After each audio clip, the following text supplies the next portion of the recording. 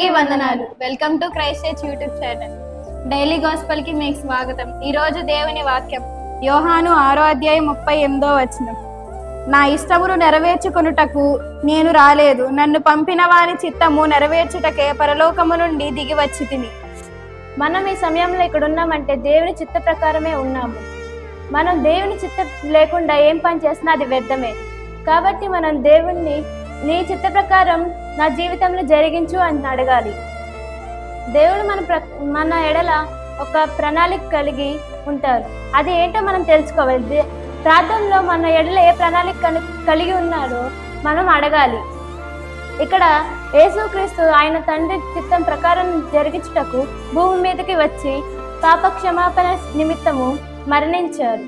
అలాగే మనం కూడా మన ఎడల దేవుడు ఏ ప్రణాళిక కలిగి ఉన్నాడో వాటి ప్రకారం మనం నడుచుకోవాలి. యూదా జనాంగాన్ని రక్షించడానికి ఎస్తేరు గారిని దేవుడు ఏర్పరచుకున్నాడు. ఆమె దేవుని చిత్త ప్రకారం నడుచుకొని ఆమె జనులను కాపాడుకుంది. మనం కూడా దేవుని చిత్త ప్రకారం నడవాలి. ఈ చిన్న వాక్యం మీ జీవితాల్లో ఫలించాలని కోరుకుంటున్నాం. ఆమె please do like, share and subscribe to our channel. Thanks for watching.